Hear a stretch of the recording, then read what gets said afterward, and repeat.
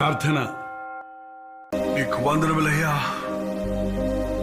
దోషులను నిర్దోషులుగా, పాపులను పరిశుద్ధులుగా, నరక పాత్రలను నీ రాజ్య వారసులుగా చేసుకున్నటకే పరము నుండి వచ్చి శిలువ యాగాన్ని చేశావు.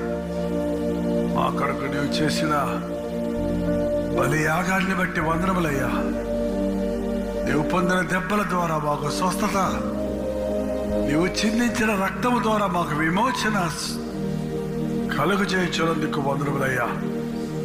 ఈ రక్తంలో కడగబడమని చెప్పుకునే మేమందరము ఈ లోకములో నాయన ఎంతో మంది అలజడుల్లో ఉంటుండగా, సమాధానం లేని వారిగా ఉంటుండగా, రోగాలతో పీడించబడుతుండగా, సమస్యల వలయాల్లో చిక్కుని ఉంటుండగా, ఈ గొప్ప యేసయ్య గురించి అట్టి వారికి తెలియపరిచే భారాన్ని మాకు దయచేయి.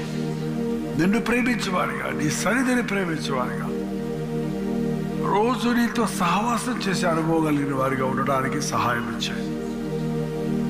ఇంకా ఇక్కడ బాప్తిసం పొందిన వారిని సిద్ధపరచిన ఆయన హృదయం సరిలేదని ఎవడైనా తీసుకోకుండా ఉంటే ఇప్పుడైనా సరి చేసుకోవడానికి సహాయం ఇచ్చాయి. బాప్తిసము పొందామని, రొట్టె తీసుకున్నామని చెప్పే ప్రతి ఒక్కరూ క్రీస్తును మహిమపరచుటకు సహాయం ఇచ్చాయి. క్రీస్తు నామములో అడుగుచున్నాను తండ్రి, ఆమేన్. తండ్రి అయిన దేవుని యొక్క ప్రేమయు, కుమారుడైన క్రీస్తు యొక్క కృపయు, ఆదరణకర్త అయిన పరిశుద్ధాత్మ యొక్క సహవాసము కుడి వచ్చిన మనందరికీ, లైవ్లో ఏకీభవిస్తున్న వారికి ఇప్పుడును సదాకాలమును తోడై ఉండను గాక. ఆమేన్, ఆమేన్, ఆమేన్.